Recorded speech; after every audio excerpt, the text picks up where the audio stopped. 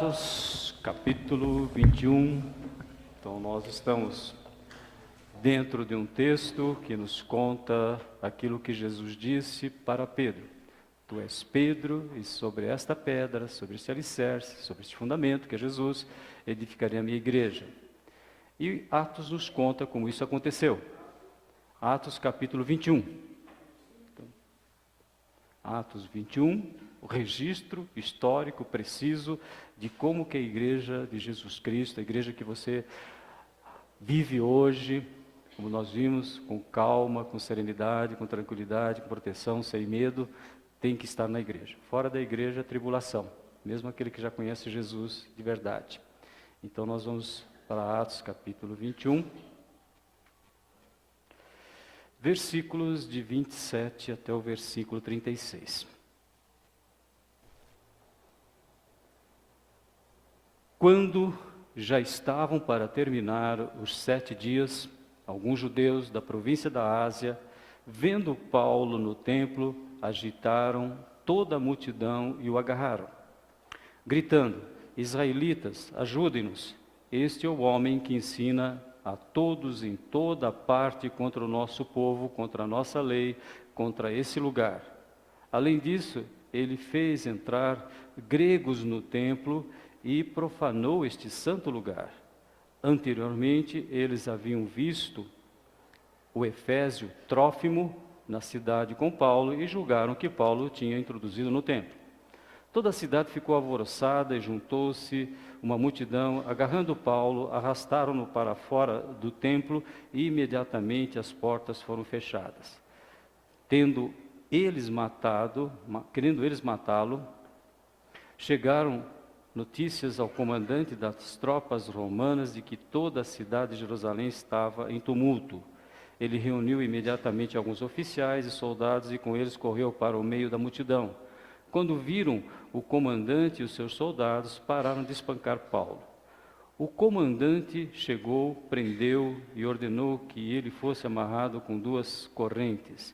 Então perguntou quem era ele e o que tinha feito. Alguns da multidão gritavam uma coisa, outros gritavam outra. Não conseguindo saber ao certo o que havia acontecido, por causa do tumulto, o comandante ordenou que Paulo fosse levado para a fortaleza. Quando chegou às escadas, a violência do povo era tão grande que ele precisou ser carregado pelos soldados. A multidão que o seguia continuava gritando: acaba com ele. Senhor, nosso Deus, nosso Pai, nós já incessantemente temos te suplicado que a Tua palavra fale profundamente ao coração de cada um de nós, que em momento algum fiquemos indiferentes a essa realidade de sermos servos de Cristo, que através do poder do Espírito Santo cada um de nós possa exercer essa missão de adorar a Deus, de estarmos anunciando Jesus no poder do Espírito Santo, através da nossa vida, através daquilo que falamos, através da convivência familiar, em todos os aspectos, todos os âmbitos da nossa existência, trabalho, na sociedade, e que, pelo poder do Espírito, nós possamos sentir amor, compaixão por aqueles que ainda estão aflitos, angustiados. Nós oramos, agradecemos, no nome de Jesus, o nosso Senhor e Salvador. Amém. Perseguidor, cruel, convicto, é o que nós sabemos a respeito do apóstolo Paulo. Uma pessoa extremamente religiosa, uma pessoa que havia recebido a mais prima educação no que diz respeito à cultura da época. Ele falava grego, hebraico, aramaico, latim e outras línguas que nós não sabemos, ele falava pelo menos essas. Vocês imaginem falar grego. E apesar de toda a sua religiosidade, apesar de ele ter convicções muito claras, ele sentiu algo extraordinário no dia que ele se encontrou com quem? Com Jesus. Então, depois de alguns anos de extrema perseguição, levando cristãos para serem presos, então nós vemos agora que aquele que era perseguidor, aquele que era indiferente a Jesus, agora ele se tornou um seguidor exemplar. Talvez conhecido publicamente, nós não temos ninguém igual a Paulo. Pelo que nos deixou, em termos de ensino. Como é bom você poder ouvir que pela graça somos salvos mediante a fé, e esta não vem de vós, é dom de Deus. Deus usou Paulo para nos escrever isso. Cristo morreu por causa dos nossos pecados e ressuscitou para que nós pudéssemos estar diante de Deus. Foi Ele que registrou. Foi Ele que falou profundamente a respeito da igreja de Jesus Cristo, que a igreja tinha uma função.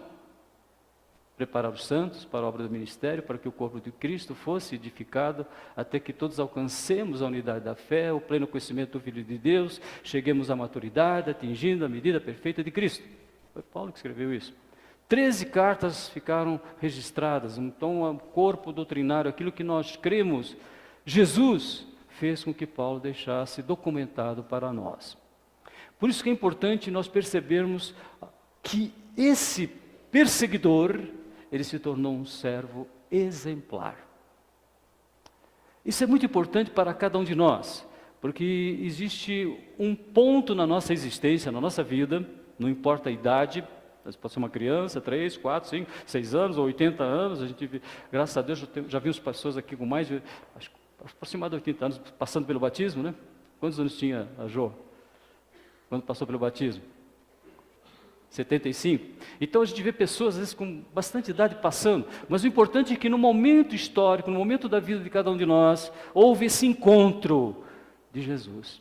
E Paulo é um exemplo de alguém que perseguia cruelmente, de alguém que havia feito coisas terríveis contra os cristãos, porque ele tinha convicção da circuncisão que os judeus praticavam, ele tinha convicção que o templo era muito importante, ele tinha convicção que certos alimentos não podiam ser ingeridos. Todas essas convicções foram substituídas pelo nome Jesus. Então Paulo é essa pessoa. E o que nós percebemos hoje é que ele está num momento decisivo na sua vida também. Porque quando Deus o chamou, falou assim: olha, você vai falar de mim para as pessoas que não fazem parte do povo judeu. Interessante isso. Então, quem são as pessoas que não fazem parte do povo judeu hoje? Quem? Somos nós. Então, essa possibilidade que nós temos hoje de estar aqui reunidos, de estarmos nos preparando para mais uma semana, para mais uma etapa da nossa vida, de podermos lançar sobre ele as nossas ansiedades, sobre Jesus, as nossas preocupações, de ter certeza que ele vai nos guardar daquilo que nós cantamos hoje, o medo, a serenidade, a tranquilidade que nós precisamos para viver a vida e estarmos caminhando para a eternidade, com a plena convicção de que essa salvação nos foi dada e que ninguém pode tirar de nós, porque ninguém nos separa mais do amor de Deus. Foi através de Paulo que nós sabemos de tudo isso. Então é algo, uma pessoa importante. Não que nós vamos idolatrar Paulo, mas que nós tenhamos hoje, nesta noite, a plena convicção de que de indiferentes às vezes, até às vezes perseguidores. Eu me lembro que nós tínhamos amigos cristãos lá em São Paulo que diziam assim: olha, quando eu estava lá no Nordeste, eu também ajudei a apedrejar crentes. Eu também dizia que eles eram bodes, e hoje eles são crentes em Jesus, glória a Deus por isso, né? Essas mudanças, talvez eu e você não tenhamos chegado a esse ponto, mas é bom você saber que Paulo ultrapassou até isso. Mas hoje nós vemos que ele está aqui, sendo preso, e isto salienta para cada um de nós, que a vida cristã, ela não é aquilo que muitas vezes nós temos ouvido falar. Sem problema nenhum, vitória financeira, vai dar tudo certo para você, vai curar tudo. Não, a vida cristã, ela é feita de passo a passo, vencendo as lutas, vencendo as ansiedades. Por isso que ele nos ensina: não andeis ansiosos por coisa alguma, apresente diante de Deus as suas preocupações, e nós sabemos que Deus cuida. Ele é poderoso para fazer tudo muito além do que nós pedimos ou pensamos, mas é único e exclusivamente pela misericórdia dele. E quando ele fala a respeito desse aspecto da vida cristã, que todo aquele que recebe a palavra, hoje de manhã nós estamos conversando a respeito da parábola do semeador com o irmão da igreja, e ele falou: que parábola, né? Uma parte da semente caiu lá no beira do caminho, então as aves foram lá, levaram embora a semente, e aquela semente não conseguiu frutificar. O que é isso? É um coração que não está nem aí com a palavra de Deus. Aí tem um outro que cai no meio das pedras. Então, um coração que recebe com alegria e fica feliz porque agora conheceu uma verdade, mas não tem profundidade, daqui uns dias ele desiste. e tendo os espinhos, que são as lutas que nós temos que enfrentar.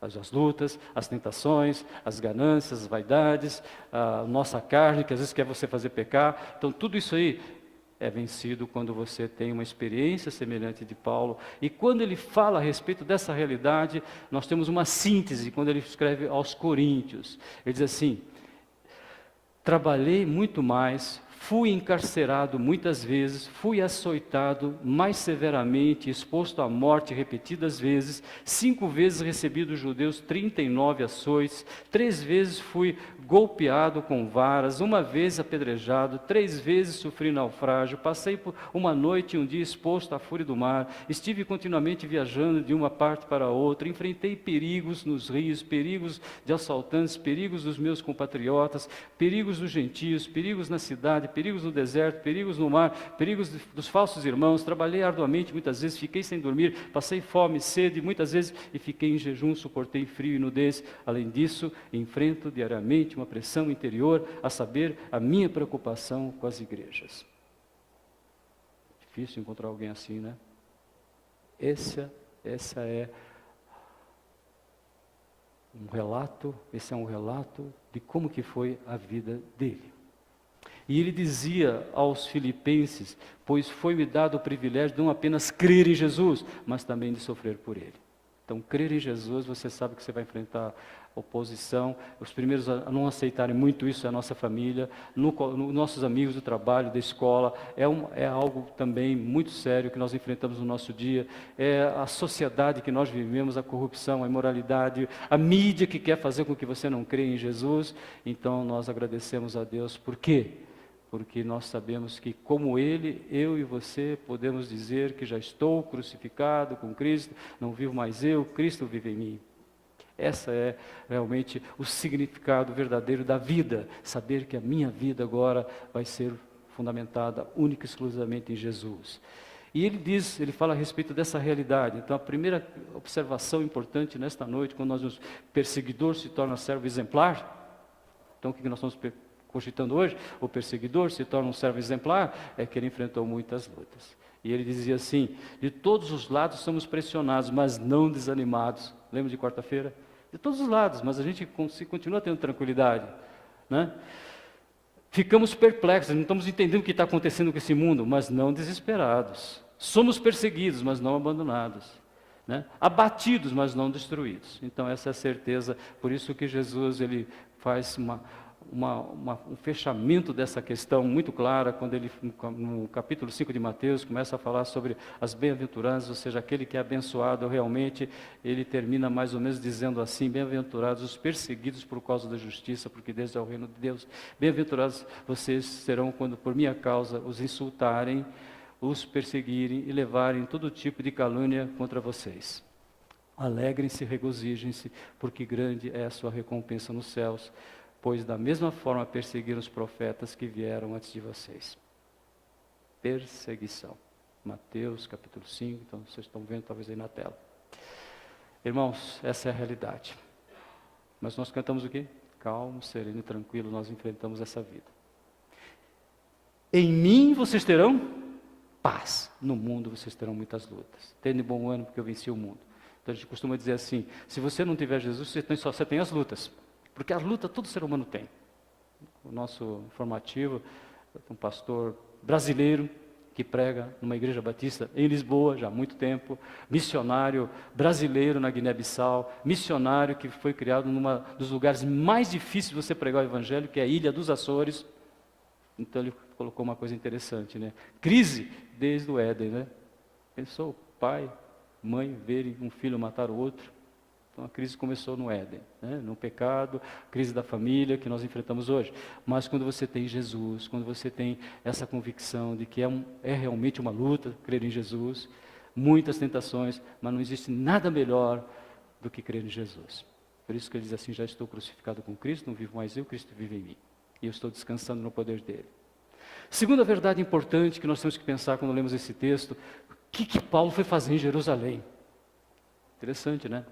Por que ele foi lá? Primeiro, Deus tinha falado com ele que ele ia pregar o evangelho para quem? Para quem não era judeu. E ele vai a Jerusalém, né? Que a maior parte das pessoas que moram lá são o quê? São judeus. Ele havia recebido um aviso que quando ele chegasse a Jerusalém ia enfrentar uma luta muito grande. Queria sofrer, queria ser preso, mas ele vai a Jerusalém. Qual é a resposta que nós poderíamos ter, né? Na carta aos Romanos, ele fala, que nem que precisasse, vamos dizer assim, o nome dele fosse riscado do livro da vida, mas ele queria que os judeus se convertessem, que os judeus mudassem em relação a Jesus. Então, qual é a solução que nós temos para o nosso Brasil? Nosso país, para a nossa Dracena, para o nosso estado? Jesus. E ele falava assim, nem que o meu nome, né, ele falava amaldiçoado, mesmo que o meu nome, como Moisés falou, mesmo que o meu nome seja arriscado, eu quero que Deus tenha compaixão desse povo. Então nós percebemos aí, por que Paulo vai a Jerusalém se ele já tinha sido avisado que não era para ir? Por quê? Porque tinha um amor, uma compaixão pelas pessoas. Será que nós amamos os dracenenses como deveríamos amar? Será que nós choramos por os dracenenses como Jesus chorou por Jerusalém? Então essa é a segunda verdade importante para nós prestarmos atenção hoje. Nós estamos suplicando que Deus coloque no nosso coração o verdadeiro amor, a verdadeira compaixão pelas pessoas. Porque amar o próximo como a si mesmo é você fazer essa parte, essa missão de viver uma vida, de rogar, de suplicar pelas pessoas, pelo vizinho, pelo parente, pelo amigo, pela pessoa da nossa família. Suplicar, Senhor, eu quero suplicar que essas pessoas possam receber a paz que só Jesus pode oferecer para um ser humano em qualquer canto da terra. Ou existe paz fora de Jesus? Alguém conhece? Eu não conheço. Impossível, porque paz só tem quem conhece Jesus. Então, ele mostrou, né, que tinha consciência que só existe um caminho. Ele tinha consciência do que Jesus havia dito, que a porta é estreita, o caminho é apertado, mas é o único caminho, é a única porta que nos leva para o perdão, para o contato verdadeiro com Deus, para uma dependência do Espírito Santo, para a certeza de que eu fui perdoado, então eu posso estar na presença de Deus e que Ele me garante a vida eterna. Quando eu partir daqui, Jesus vai me dar uma coroa, como Paulo diz no final da sua vida, que ele estava preparado para receber.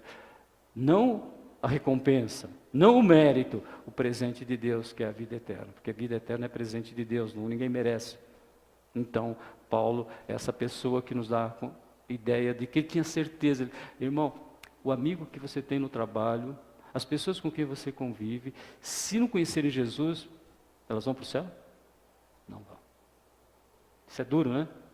Saber que só Jesus pode salvar as pessoas e que eu não posso ficar sem dizer de alguma forma isso para elas, que eu não posso ficar indiferente, que eu tenho que orar incessantemente. Então, por isso que ele falou assim, olha, tenho grande tristeza e constante angústia em meu coração, porque vocês, judeus, não querem acreditar em Jesus. Olha o que ele fala. 2 servos de Deus do Antigo Testamento, aí você fica assustado, como nós somos insensíveis, né? Como a gente é frio, não é? Somos frios ou não somos? A gente está vendo as pessoas aí, nem... Que frieza que nós somos, né? Depois nós vemos que os outros são frios, né? Jeremias diz assim, ainda que a minha cabeça fosse uma fonte de água e os meus olhos um manancial de lágrimas, eu choraria dia e noite pelos mortos do meu povo, para aqueles que não querem crer no amor de Deus. Então, por isso que Paulo vai a Jerusalém. Vocês entenderam por quê? Porque tinha um amor, uma compaixão tão grande pelo povo, pelas pessoas. Já pensou você orar por as pessoas do lugar em que você nasceu? Eu não nasci no Brasil, então tem que orar por aquelas pessoas, suplicar por elas, porque eu sei que elas estão num caminho totalmente errado. Que não querem conhecer Jesus, estão resistindo a Jesus. Então o salmista, um outro servo, diz assim, rios de água correm dos meus olhos, porque as pessoas não querem fazer a vontade de Deus. Você olha para o nosso país, a realidade que ele está enfrentando hoje, a imoralidade, tudo que você vê no nosso país, você tem que chorar pelo país. Qual é o exemplo? Paulo. Mas nenhum exemplo se compara ao exemplo de Jesus, e quando ele estava chegando na cidade, ele chorou pela cidade. Se conhecesses ao menos nesse dia o que te poderia trazer a paz. Se naquele dia, depois de 3 anos e meio pregando, anunciando, se naquele dia eles tomassem uma decisão diferente, como seria bom, né? Nós sabemos que a maioria no dia do julgamento, o que disseram? Crucifica-o. Crucifica. Jesus havia chorado, né? E Jesus ainda ora dizendo o quê? Pai, perdoa-lhes, que não sabem o que fazem. Às vezes com qualquer coisinha que fazem para nós, já ficamos irritados e queremos até, né, se for possível, até ficar longe da pessoa, ou agredir a pessoa até se fosse possível, né? Perdoe-os porque não sabem o que fazem. Falamos mal das pessoas, fazemos julgamentos com a maior facilidade do mundo. Pai, perdoe-os porque não sabem o que fazem. Né? Então nós agradecemos a Deus por isso. Por que Paulo foi para Jerusalém? Porque ele tinha um amor, uma compaixão, uma sensibilidade que aquelas pessoas com quem ele havia estudado, ele passou uma boa parte da sua adolescência, juventude, estudando as melhores escolas do mundo, porque vocês sabem que até hoje o judeu é cultura, até hoje. Ele sabia o grego, sabia o aramaico, com certeza sabia o latim e sabia o hebraico, pelo menos 4 línguas. Por isso que ele fala para os coríntios que ele falava mais línguas do que eles, mas não queria falar uma língua que não fosse uma língua compreensível. Ele fala isso, 1 Coríntios capítulo 14. Então vocês veem um homem desse que pode dizer, em nada tenho a minha vida preciosa para mim, que não seja para cumprir a carreira que me está proposta, a corrida, e cumprir e falar do ministério de Deus. Então eu e você vamos sair daqui com a convicção que nós saímos de manhã. Qual é a convicção? O reino de Deus é como a semente que germina. Você coloca a semente, você fala de Jesus, quando você menos percebe, a pessoa está indo para a igreja, está indo numa outra igreja, na sua, e Deus está fazendo uma obra maravilhosa, está resgatando aquela família, está impedindo que aqueles meninos, aquelas crianças vão para o caminho errado. O reino de Deus é uma semente. A palavra de Deus é uma semente. E que quando encontra um coração desejoso da verdade, maravilha. Segundo, rogai ao Senhor da seara que mande mais ceifeiros. Senhor, suplico que Tu me faças ter amor e compaixão pelas pessoas. Que nós vejamos as pessoas do jeito que Jesus olhava. Desestruturadas, agoniadas, famílias em crise. Ele falava, eu vou dar alimento para elas. E o alimento que satisfaz, o alimento que resolve todas as questões da nossa vida. Buscar, em primeiro lugar, o reino de Deus, e nem só de pão viverá o homem. Então, 2 verdades importantes para nós levarmos esta semana. A vida cristã é uma luta, mas é uma luta gostosa, saudável, vitoriosa. Segundo, vamos amar as pessoas, vamos suplicar para Deus que Deus use cada um de nós para que vidas possam ser resgatadas. Na quarta-feira uma menina falou assim, eu estou vindo aqui porque essa minha amiga aqui, eu gosto dela, acho ela legal, então acho que vou querer conhecer essa igreja. Glória a Deus por isso, né? Então, que todos nós possamos fazer isso. Que as pessoas queiram conhecer a igreja através de você, através de cada um de nós. Porque nós somos as testemunhas. E muito amor, muita compaixão. Foi a Jerusalém. E depois é interessante que, historicamente, o fato dele ter ido a Jerusalém foi realmente o motivo que fez com que ele fosse para Roma. E em Roma ele completa o ministério dele, porque Deus tinha dito para ele que tinha que ir para Roma. Mas para ir para Roma ele precisava passar por Jerusalém. E em Roma ele completa a missão dele e provavelmente foi um dos mártires do cristianismo no tempo de Nero. Mas nós, que graças a Deus temos liberdade, vamos falar de Jesus, né? Ele precisou morrer por causa de Jesus. Morrer assim, uma morte provocada, uma morte martirizada. Todos nós vamos morrer se Jesus não voltar antes, né? Mas enquanto estivermos aqui, use o tempo que você tiver para rogar ao Senhor que vidas possam ser transformadas pela sua vida. Amém? Amar a Deus sobre todas as coisas e ao próximo como a nós mesmos. Senhor nosso Deus, nosso Pai, te agradecemos por esse registro histórico, mas fundamental para a nossa vida, porque de um perseguidor cruel, nós vimos um seguidor exemplar. Um servo que se tornou um instrumento nas tuas mãos, para que nós tivéssemos as verdades fundamentais do teu Evangelho, que todos somos pecadores e justificados gratuitamente por Jesus, que Jesus morreu por causa dos nossos pecados, mas ressuscitou para que nós pudéssemos estar na presença do Pai. Pela graça somos salvos mediante a fé, e essa não vem de nós, é dom de Deus, é pela graça mesmo. Te agradecemos por tantas afirmações que fazem com que nós possamos ter segurança de que nada nem ninguém nos separa do amor de Deus. Então, nós glorificamos o Teu nome, porque Tu és poderoso para usar cada um de nós. Não precisamos escrever nada mais, porque já tudo está escrito. Não precisamos criar nenhuma doutrina, porque elas já estão fundamentadas para nós. Que Tu nos abençoe, Senhor, para que estejamos usufruindo a graça, a misericórdia que nós temos em Teu Filho, no poder, na direção do Espírito Santo, em nome de Jesus. Amém. Vamos ficar em pé? Após o cântico do último hino, estaremos nos despedindo, mais uma vez suplicando que seja uma semana abençoada, totalmente na dependência do Espírito Santo. Palavra de Deus, não comece o dia sem a palavra, vai para a palavra logo de manhã, leia a palavra durante o dia, ore e estaremos juntos. Na terça, na quarta, na quinta não tem culto, né? Tem da MCA. Tem a quinta-feira, sexta-feira pela manhã, então você tem no informativo vários momentos que você pode estar juntos, depois sábado, os jovens, domingo de manhã e domingo à noite. Amém? Então procure um horáriozinho para você participar dessas. Próximo batismo, hein? Então continue suplicando a Deus, que nós sabemos que temos irmãos que querem participar do batismo, tá bom?